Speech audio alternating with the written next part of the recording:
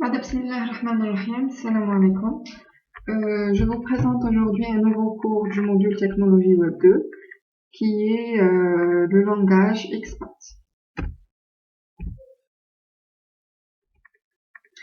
Avant de passer au XPath, il faut définir le terme XSL qui veut dire Extensible Style Sheet Language.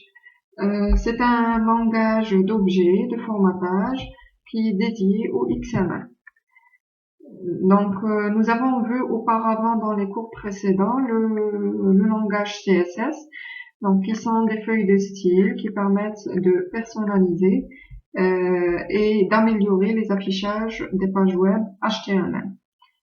Donc, les CSS ne permettent pas de manipuler les données, donc les données ainsi de suite. Donc, elles ne permettent pas d'afficher ou bien de réordonner ce qu'on trouve dans les fichiers XML. Donc, le XLS, le langage XLS, c'est séparé en trois langages. Le XSLFO, donc Formatting Objects, langage qui est un langage de présentation.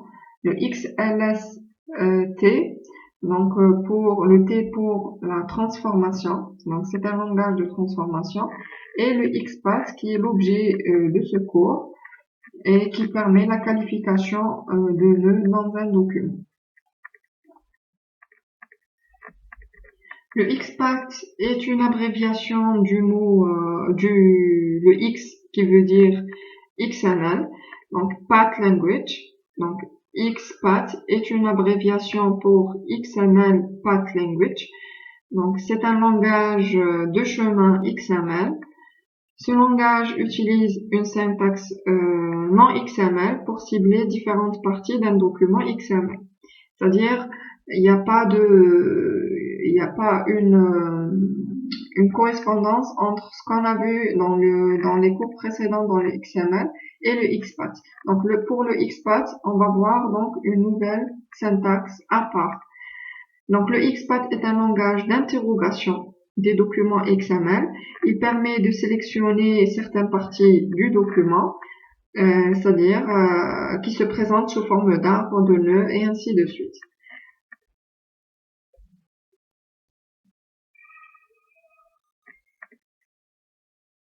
Donc le XPath est utilisé dans un bon nombre de langages.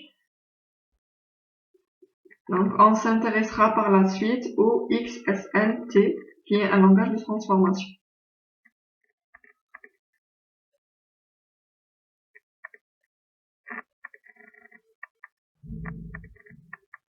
Le premier concept est celui des nœuds courants, donc c'est-à-dire l'endroit d'où l'on part. Il faut imaginer un arbre avec plusieurs nœuds et on va chercher un chemin.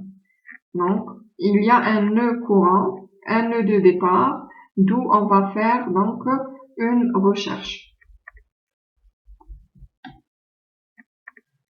Donc on va considérer trois éléments dans le XPath.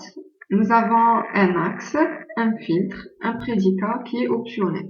Donc un axe, c'est le sens du parcours des nœuds. Par défaut, c'est child, donc c'est le fils, un parcours père-fils. Donc un filtre, qui est le nom du nœud sélectionné, qui peut être, ce nœud peut être un élément ou bien un attribut. Un prédicat ou bien une condition que doivent satisfaire les nœuds retenus.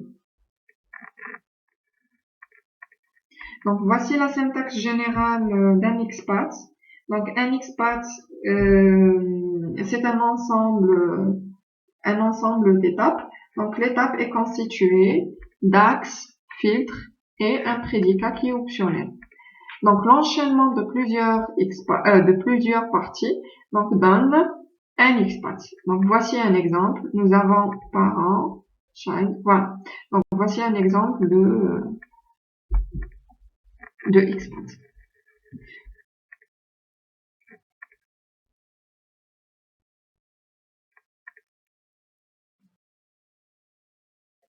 Voilà, donc voici un récapitulatif de ce que je viens d'expliquer.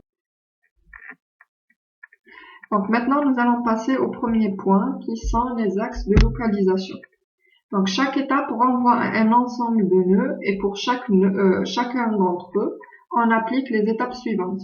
Donc il faut retenir ces notions-là. Donc pour savoir dans quel sens nous allons parcourir le chemin. Donc self qui veut dire le nœud courant. Child, c'est les enfants du nœud courant, les descendants, les ascendants. Les ascendants sont les parents. Nous avons les attributs et nous avons les namespaces. Donc je vous donne ici une image donc pour récapituler les différents axes de localisation.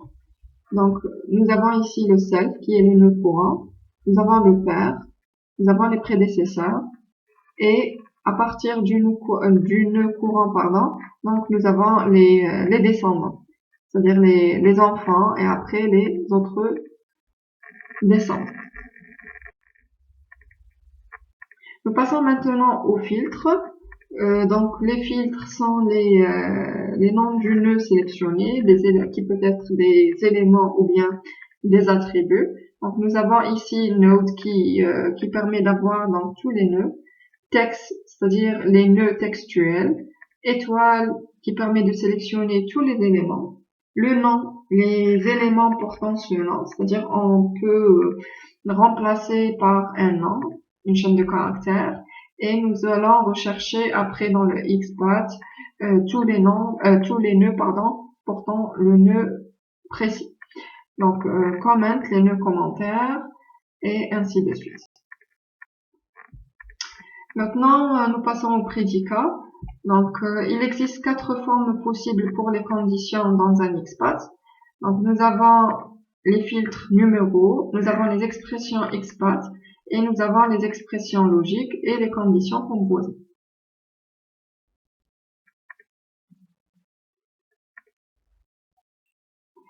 Dans les axes filtres, filtre numéro, donc nous allons donner un numéro précis et on va chercher, c'est-à-dire le nœud correspondant.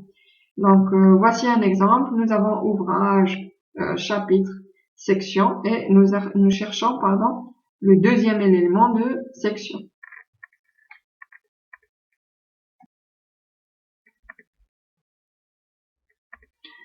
Les axes par filtre expression XPath. Donc on peut sélectionner les nœuds pour lesquels la sous-expression renvoie à un ensemble de nœuds. Donc je vous donne ici un ensemble d'exemples.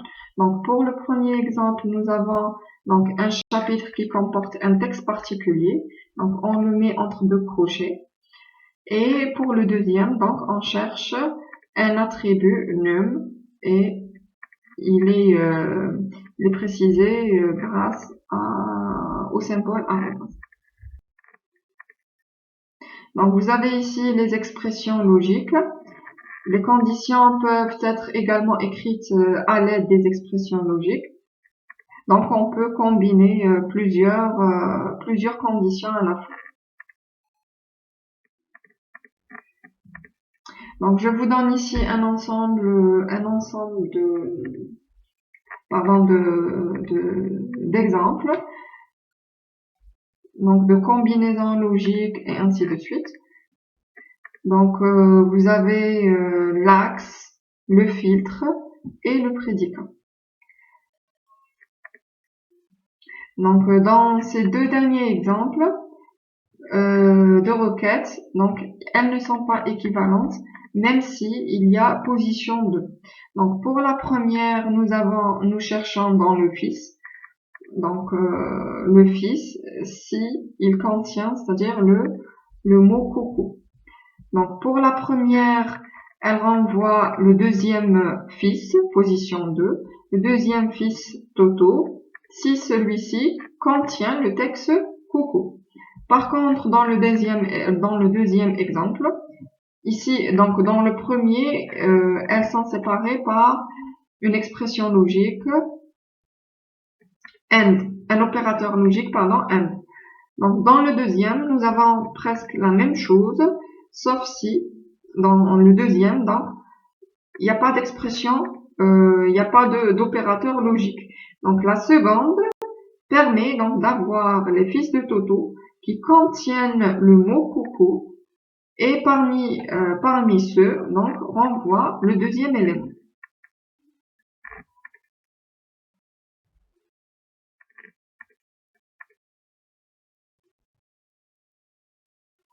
Donc, dans les prédicats, les expressions qui sont mises entre deux crochets permettent de donner plus de précision.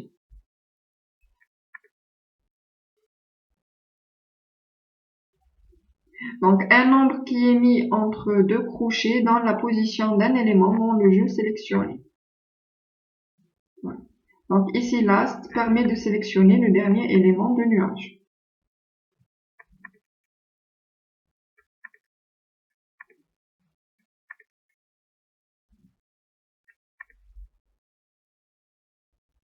Donc, je vous présente ici d'autres exemples de prédicats donc, qui utilisent les opérateurs logiques.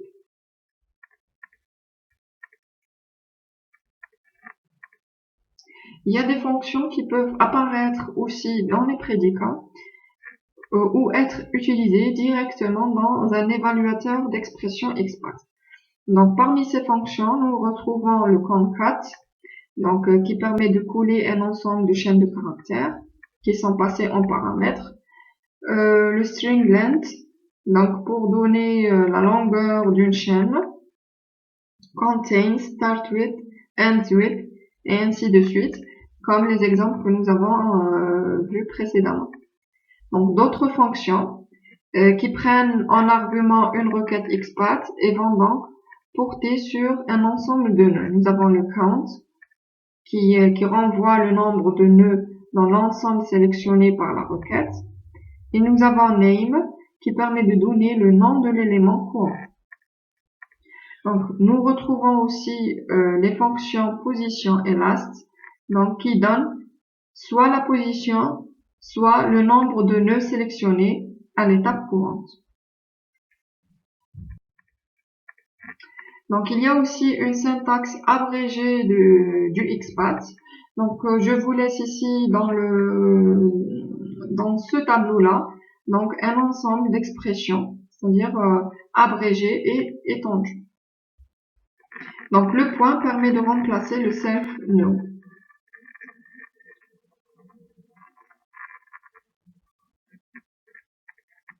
Donc, ici, Toto 2, c'est comme si nous avons écrit child Toto position 2.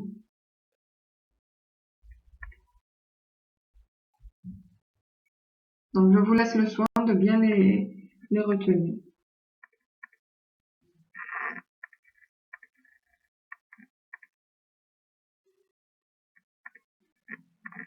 Ici, un exemple récapitulatif, donc sur l'arborescence et le XPath.